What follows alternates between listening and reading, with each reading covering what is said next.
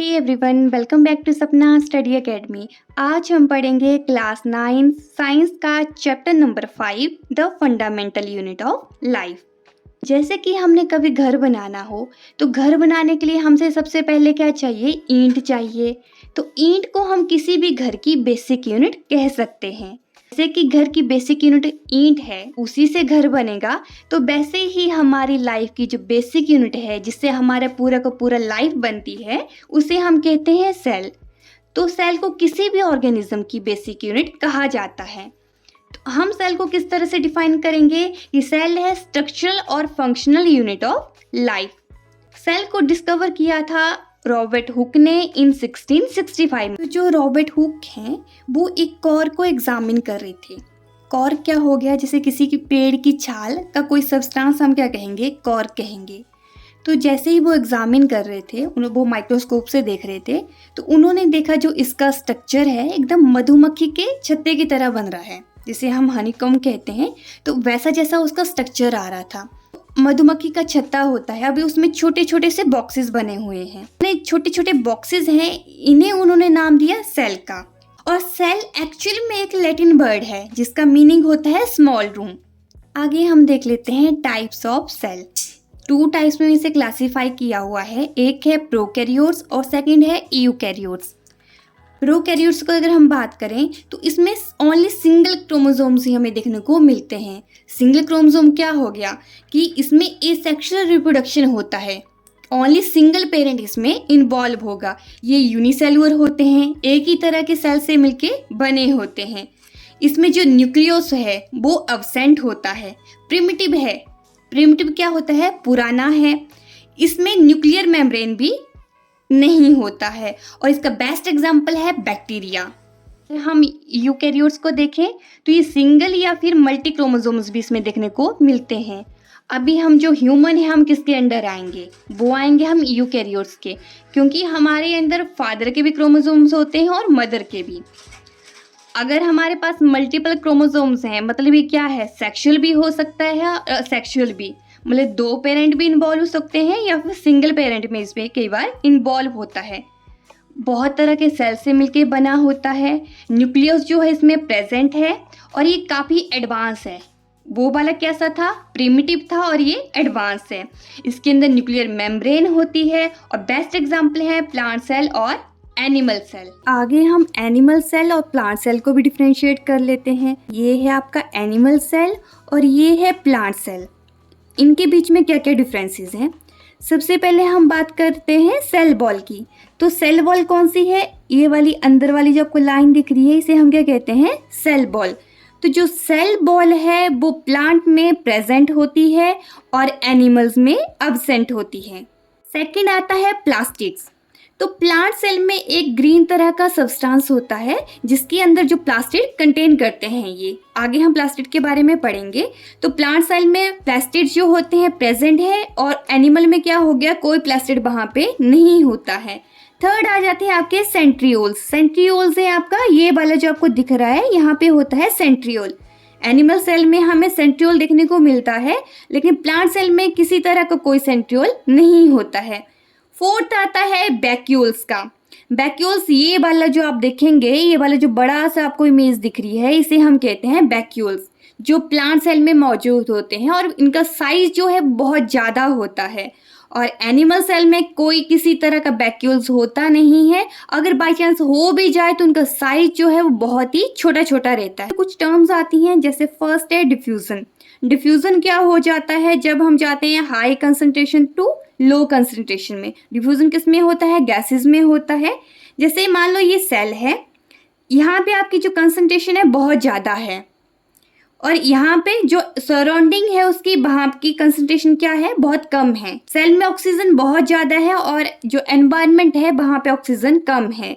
तो डिफ्यूजन में क्या होगा? हाई कंसंट्रेशन से लो कंसंट्रेशन में ये ऑक्सीजन जाएगा, मतलब जो सेल है वो रिलीज कर देगा ऑक्सीजन को। वाइस वर्सा, अगर एनवायरनमेंट में ज़्यादा ऑक्सीजन है तो जो सेल है वहाँ से ऑक्सीजन ले लेगा। ये सीधा याद रखना है कि डिफ्यूजन में क्या होगा? जो गैसेस होती हैं हाई कंसंट्रेशन से लो कंसंट्रेशन की ओर जाती हैं। नेक्स्ट है ऑस्मोसिस। जो ऑस्मोसिस है उसमें भी हाई कंसंट्रेशन से लो कंसंट्रेशन की तरफ मूवमेंट होती है। पीछे हमने पढ़ा था गैसेस के बारे में, लेकिन जो ऑस्मोसिस है उसमें हम कंसिडर करते हैं वाटर को। ये 3 टाइप्स के यहाँ पे सॉल्यूशन बनते हैं, आइसोटोनिक, हाइपोटोनिक और थर्ड है हाइपरटोनिक। आइसोटोनिक में क्या होता है, सेल में और जो सराउंडिंग है दोनों में कंसंट्रेशन कैसा रहता है, सेम रहता है, वाटर कंसंट्रेशन दोनों का सेम होगा, उसे हम बोलते हैं isotonic solution. Second is hypotonic. Hypotonic में सेल का लो कंसंट्रेशन होगा इसमें वाटर का, और एनवायरनमेंट में ज़्यादा वाटर होगा, तो सेल क्या करेगा, एनवायरनमेंट से कुछ वाटर ले लेगा, तो इसे हम कहते हैं हाइपोटोनिक। हाइपरटोनिक में क्या होता है, सेल के पास ज़्यादा कंसंट्रेशन रहता है वाटर का और एनवायरनमेंट में कम होगा, तो सेल कुछ वाटर अपने में से रिलीज कर देगा टू सराउंडिंग। ऑल राइट है सेल वॉल के बारे में। ये वाली जो आपको लाइन दिख रही है इसे हम क्या कहेंगे, सेल बॉल। अभी आप देखेंगे कि ये जो हमें सेल बॉल मिली है ये पूरी की पूरी इस वजह से क्या दे रही है, सेल को सपोर्ट दे रही है। बॉल है प्रेजेंट होती है प्लांट सेल में और बहुत से बैक्टीरिया में, ये सपोर्ट करती है और रिजिडिटी प्रोवाइड करती है सेल को। किससे बनी होती है सेल बॉल, सेलुलोज से। सेकंड है न्यूक्लियस, तो न्यूक्लियस को हम कहते हैं ब्रेन ऑफ सेल। जितनी भी एक्टिविटीज होती हैं सेल की ये सब कौन कंट्रोल करता है, न्यूक्लियस। इसकी डबल लेयर कवरिंग होती है जिसे हम कहते हैं न्यूक्लियर मेम्ब्रेन या फिर एनवलप। आप यहाँ पे देखेंगे डबल लेयर कवरिंग है, इसे हमने क्या नाम दिया है, न्यूक्लियर मेम्ब्रेन। और इसके अंदर हमें दिखने को मिलते हैं क्रोमोसोम्स। क्रोमोसोम्स क्या होते हैं, जितना भी आपका इनहेरिटेंस होता है, हेरिडिटी जो फैक्टर रहता है किसके ऊपर डिपेंड करता है, क्रोमोसोम्स के ऊपर डिपेंड करता है। और किससे बने होते हैं क्रोमोसोम्स, डीएनए से और प्रोटीन से। थर्ड है साइटोप्लाज्म, तो ये एक जेली लाइक स्ट्रक्चर होता है, जितने भी ऑर्गेनेल्स होते हैं वो इसी में फ्लोट करते हैं। अगर जो ऑर्गेनेल्स हैं उन्होंने किसी भी तरह का कोई मटेरियल अगर आपस में एक्सचेंज करना है तो वो थ्रू होता है साइटोप्लाज्म के। आगे हम ऑर्गेनेल्स के बारे में पढ़ेंगे, तो ऑर्गेनेल्स भी डिफरेंट टाइप्स के होते हैं। फर्स्ट है एंडोप्लाज्मिक रेक्टिकुलम, जिसे हम ईआर कहते हैं। तो ये एकदम से नेटवर्क लाइक स्ट्रक्चर इनका रहता है, जैसे आप यहाँ पे देखेंगे एकदम हमें नेटवर्क टाइप इनका स्ट्रक्चर लग रहा है, जो कंसिस्ट करते हैं मेम्ब्रेन बाउंड ट्यूब्स और शीट्स। ईआर 2 टाइप्स के होते हैं, एक है रफ और सेकंड है स्मूथ। रफ हो गया कि उसके बीच में थोड़ा थोड़ा सरफेस आपका रफ रहता है। ये मैन्युफैक्चर करता है प्रोटीन को और सेकंड करता है आपका फैट्स को। आप इस तरह से भी याद रख सकते हैं, जैसे फैट्स होते हैं कैसे होते हैं, एकदम स्मूथ होते हैं, तो उन्हें कौन मैन्युफैक्चर करेगा, स्मूथ ईआर करेगा। जितने भी आपके सेल में कोई पॉइजन है, कोई जहरीली चीज होती है, तो पूरी तरह से उसे डिटॉक्स करने का काम कौन करता है, ईआर। सेकंड आता है गोल्गी अपरेटस, तो इसका मेन काम होता है पैकेजिंग का। ये कंटेन करता है वेसिकल्स को जो अरेंज होते हैं पैरेलल स्टॉक्स में।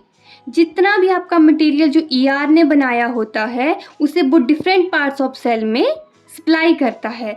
इस वजह से जो आपका मटेरियल है उसे स्टोर और पैक करते हैं in the form of vesicles. Okay, और ये क्या फॉर्म करता है, कॉम्प्लेक्स शुगर और लाइसोसोम्स को। थर्ड आता है लाइसोसोम्स, इसका मेन काम होता है क्लीनलीनेस का और इन्हें हम सुसाइड बैग्स भी कहते हैं। जितनी भी सेल के अंदर गंदगी होती है उन्हें कौन क्लियर करता है, लाइसोसोम्स।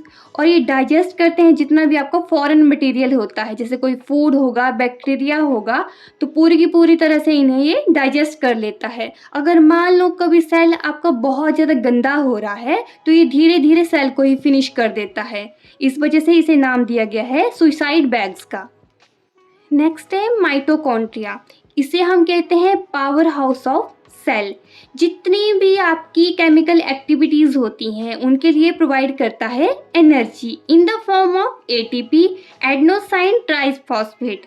इसकी 2 मेम्ब्रेन कवरिंग होती है, जो बाहर वाली है वो पोरस होगी और जो इनर वाली है वो होती है डीपली फोल्ड, एक के ऊपर एक फोल्ड उसमें रहता है। ये अपना खुद का प्रोटीन बनाता है। ये है प्लास्टिड्स।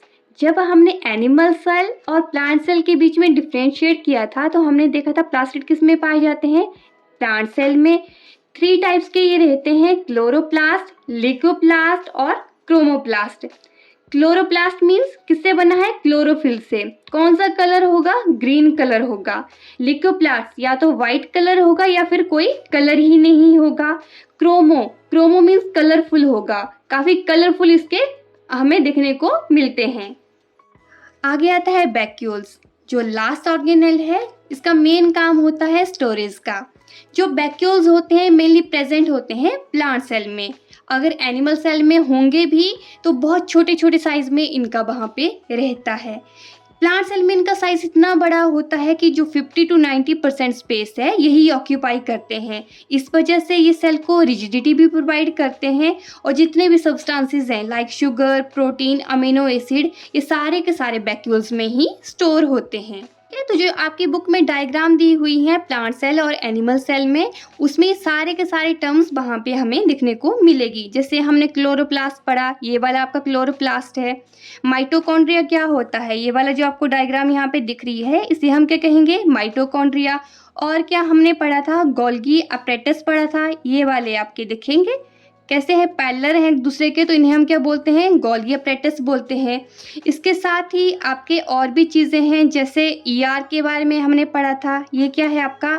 ईआर है। एकदम नेटवर्क लाइक इनका स्ट्रक्चर होता है। ये लाइजोसोम्स हैं, ठीक है। ये छोटे छोटे जो आपको दिख रहे हैं इन्हें हम क्या बोलते हैं? लाइजोसोम्स बोलते हैं।